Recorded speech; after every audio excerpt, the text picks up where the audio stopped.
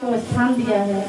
जब उसको 7 दिवसीय कथा सुनाई है, सुनाने के बाद जब एक दिन की कथा सुनाई तो एक पोड़ी फटी है बांस की, दूसरे दिन की 2, तीसरे दिन की 3, 7वें दिन 7 पोड़ी फटी है। संत महापुरुषों का कहना है कि 7वें दिन जब कथा सुनाई जा रही थी, जब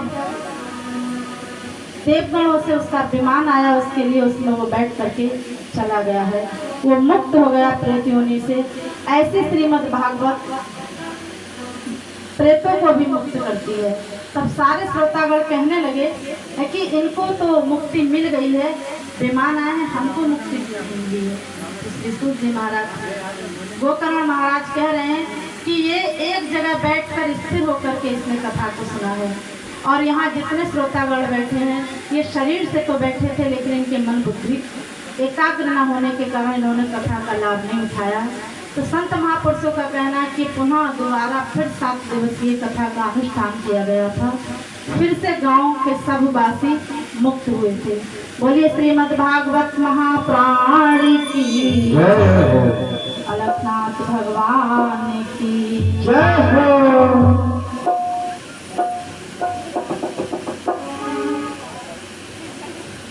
वहाँ पर और उठाते हैं संत लोग कि यह कथा हमको कब कितने दिन तक सुननी चाहिए जब हमको मोक्ष प्राप्त हो। 7 दिवसीय बात बताइए। तो संत महापुरुष कह रहे हैं कि ये तो कथा ऐसी है कि जिनको इसका रस आने लग जाता है, तो उन्होंने उदाहरण दिया एक मछली का। जैसे जल में मछली रहती है, अब वो कहे कि मैं कितना जल ग्रहण कर सकती हूँ, उसको बाहर निकालो तो पता लगेगा कि वो कितना जल ग्रहण कर सकती, कितनी देर तक के लिए। तो ऐसे ही जो मछली जल में रहती है फिर भी जल के बिना नहीं रह पाती है, ऐसे हम आप परमात्मा से अगर प्रेम करते हैं तो परमात्मा के बिना नहीं रह सकते।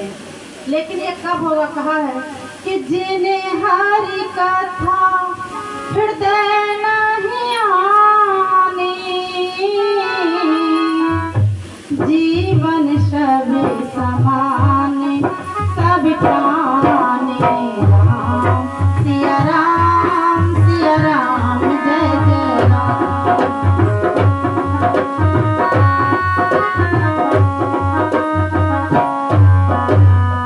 जो नहीं गाए राम गुण गाना, जीवे सदा दूर मोरे समाना, राम सिया राम जय जय राम, राम सिया राम जय जय राम। बोलिए श्री कृष्ण भगवान की जय, श्रीमद् भागवत महाप्राण की जय हो। श्री सूत जी महाराज कहते हैं कि जब राजा परीक्षित के लिए श्री सुखदेव जी ने जो कथा भागवत का अनुष्ठान किया था वो कौन है। आइए हम सब लोग सुखदेव के बारे में जानते हैं कि ये सुखदेव महाराज कौन है और इन्होंने कब कब कितने बार कथा सुनी है। श्री सुखदेव जी महाराज प्रथम बार तो ये गोलोक में रहते हैं, राधा कृष्ण बैठे हुए हैं। राधा कृष्ण बैठे हुए तो शुक जाते हैं राधा जी के पास। राधा जी के पास जाकर बैठते हैं तो राधा जी से कहते हैं हरे कृष्ण हरे कृष्ण हरे कृष्ण। राधा कहती है कि तू, राधा जी के पास, सॉरी गलत हुआ मुझसे, राधा जी के पास बैठते हैं तो बड़े प्यार से उनके हाथ पर बैठते हैं और बैठ कर कहते हैं राधे राधे राधे राधे। तो राधा जी कहती हैं कि तू राधे राधे क्यों कहता है, तू कृष्ण कृष्ण कहे। शुक राधा जी के पास से उठता है और कान्हा जी के हाथ पर जाकर बैठ जाता है, तो कान्हा जी से कहता है कृष्ण कृष्ण कृष्ण कृष्ण। तो कृष्ण कहते हैं कि तू कृष्ण कृष्ण क्यों कहता है, तू राधे राधे कहे। अब शुक जब कृष्ण के पास आते हैं तो राधे राधे कहना चाहते हैं, और राधे के पास जाते हैं तो कृष्ण कृष्ण कहना चाहते हैं, लेकिन दोनों उनकी बात विपरीत कर देते हैं। तो राधे के पास जाकर जब वो कृष्ण कहते हैं, और जितने बार कृष्ण के पास आते हैं जब वो राधे राधे कहते हैं, उस राधे कृष्ण की बात सुनकर राधे और कृष्ण इतने आनंदित हो जाते हैं कि वो उसको अमर कथा सुनाते हैं। बोलिए श्री सुखदेव भगवान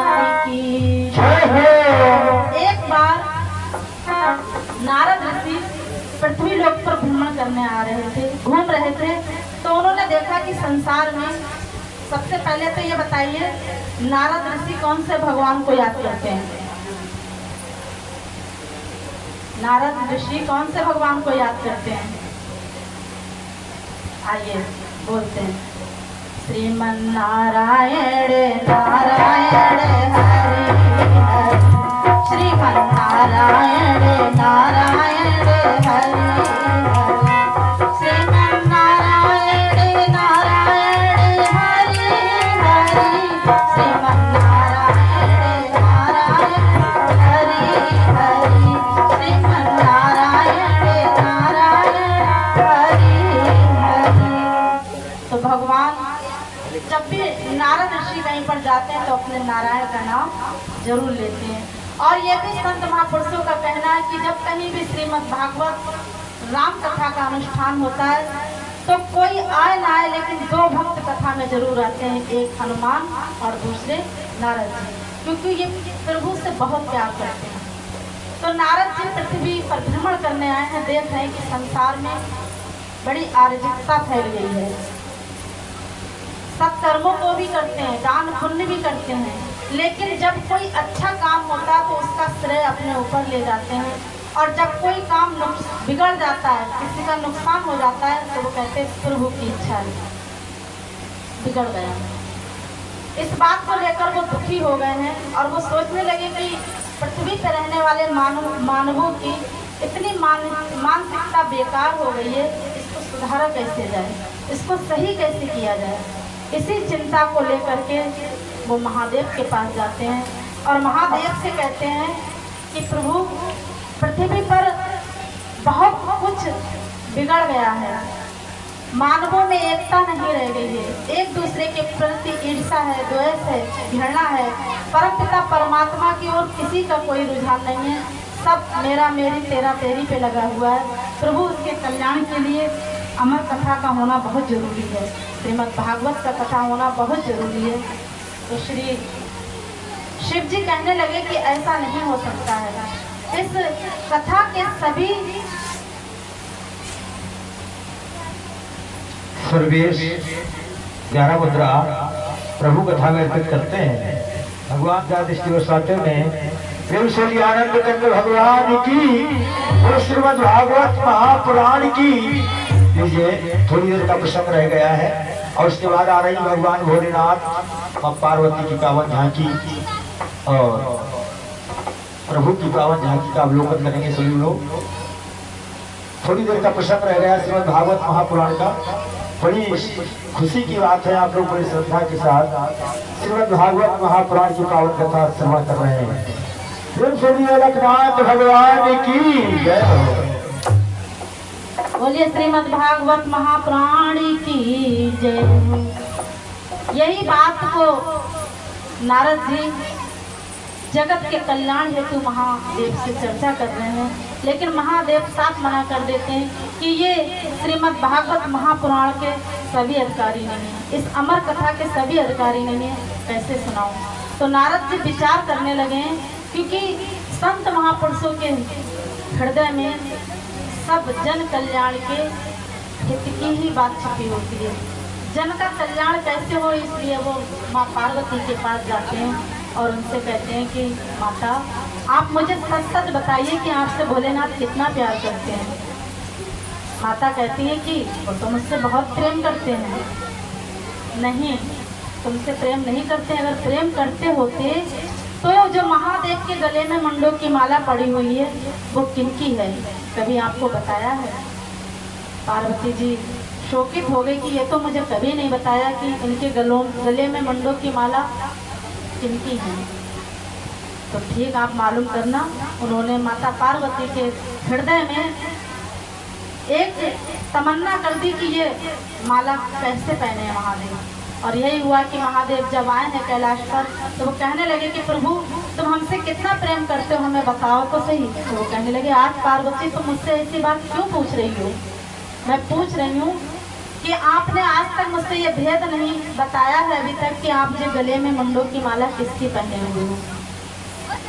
तो महादेव कहने लगे, इतनी सी बात है तो मैं बताता हूँ कि तुमने जब जब जन्म लिया इस धराधाम पर और तुम जितने बार मर गई उतने बार मैंने तुम्हारे सिर को काटा, मुंडों को, और उनकी माला बनाकर पहन ली है, वो भी इसलिए ताकि मैं कभी तुमको भूल ना पाऊँ।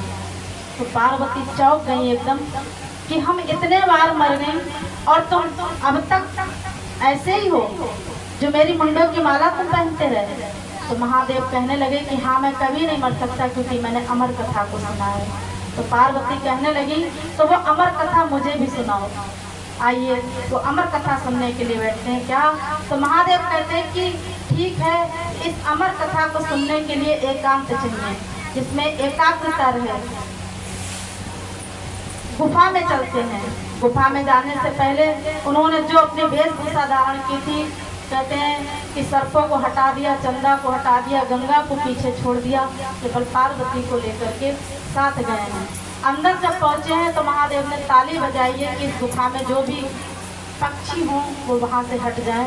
सारे चले गए हैं लेकिन एक शुक जो है अंडा वहाँ रह गया है, वहाँ अंडा रह जाता है, इसलिए वो वहाँ पर रखा हुआ है। तो वहाँ पर दोबारा से ताली बजाते हैं तो वहाँ कोई नहीं होता है, लेकिन कथा का इतना प्रभाव है कि वहाँ क्या होता है ये देखते हैं। कैसे सुना रहे कि एक ऊंचा सा आसन बैठे हैं महादेव जी और श्रोता बन के बैठे हैं माँ पार्वती जी कि महासन पर महादेव जी बैठे आसन मां, अमर कथा जब लगे सुनाने, गौरा को त्रिपुरार की माँ को पड़े सोता, ओंकारा दे रहा तोता की माँ को पड़ गए सोता, ओंकारा दे रहा तोता।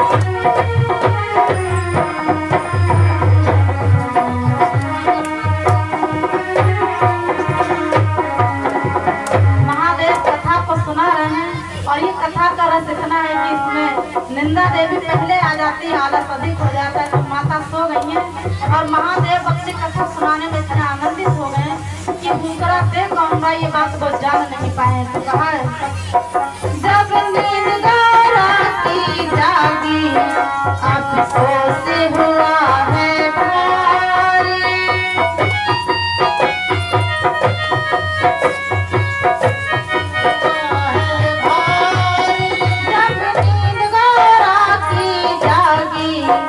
अफसोस हुआ है भारी,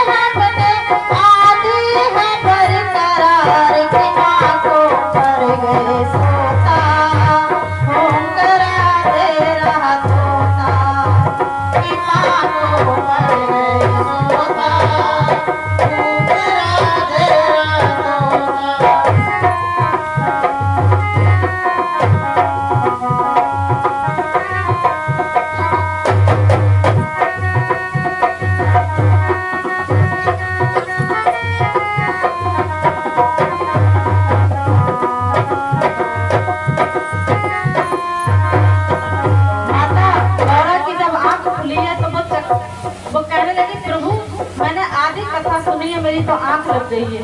महादेव ने चकित हो गए कि इस गुफा में मैं सुनाने वाला हूँ, गौरा सुनने वाली है, तो हुंकरा किसने लिया है, किसने इस कथा को सुनाया। फिर कहने लगे शंकर जी ये कथा सुनी है किसने, कहने लगे शंकर जी ये कथा सुनी है किसने। फिर कहने लगे शंकर जी ये कथा सुनी है किसने, जिंदा ना छोड़ूंगा ये किया हो तेरा किसने, जिंदा ना छोड़ूंगा ये किया हो। अरे आगे आगे तोता दौड़े हो, आगे आगे तोता दौड़, पीछे से भी भंडार की माँ को करा दे रहा होगा, कि माँ को कर दे सोगा, घूमेरा तेरा।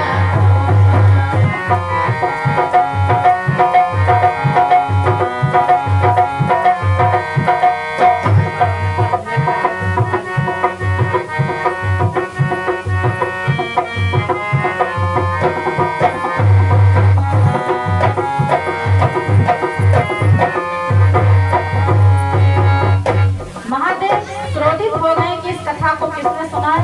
जब वो त्रिशूल लेके भागे हैं तो आगे आगे तोता भागता जा रहा है, पीछे पीछे महादेव त्रिशूल लेके भागते जा रहे हैं। भागते भागते कहाँ पहुंचा है, जब उड़ते उड़ते तोता अरे वेद व्यास घर पहुंचा, उड़ते उड़ते तोता जब वेद व्यास घर आया, वेद की पत्नी के गर्भ में जाए समाया, वेद व्यास की पत्नी के गर्भ में जाए समाया। नाम बड़ा सुखदेव जीवन का हो, नाम बड़ा सुखदेव जीवन का, महिमा मेरा तार की माँ को पड़ गए सोता, हुंकरा दे रहा तोता, माँ को पड़ गए सोता, हुंकरा दे रहा कि माँ को पड़ गए सोता, हुंकरा दे रहा तोता। महाआसन पर महादेव जी बैठे आसन माँ, महाआसन पर महादेव जी बैठे आसन माँ। अमर कथा जब लगे सुनाने, गौरा गोत्र पुरार की माँ को पड़ गए सोता, हुंकरा दे रहा तोता, कि माँ को पड़ गए सोता।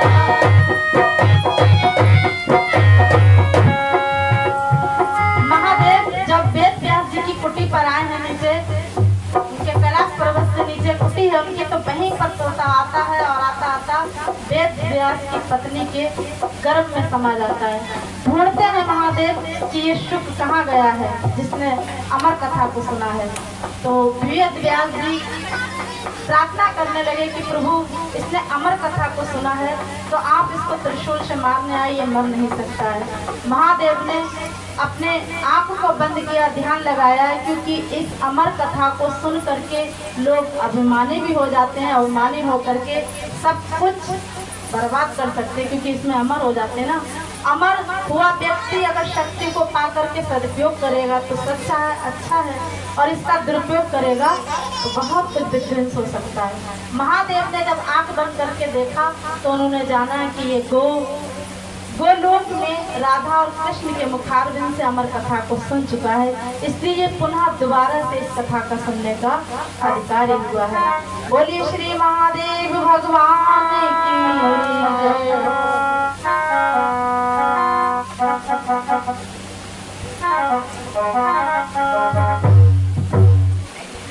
सूत जी महाराज कहते हैं कि इस संसार में जब जब बुद्धि बिगड़ती है, अधर्म का विस्तार बढ़ता जाता है, तब तब यहाँ भगवान ऐसे अवतार ले लेकर के जीवों को जगाने के लिए यहाँ आते हैं।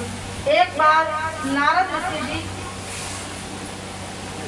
पृथ्वी पर भ्रमण करते करते वहाँ पहुँच गए जहाँ पर सूत जी महाराज हुए हैं। और झांकी अगर तैयार हो गई हो तो झांकी लगाने की कृपा करें। छोटा सा प्रसंग सुनने के बाद और उसके बाद झांकी आ रही है भगवान भोलेनाथ और माँ पार्वती की।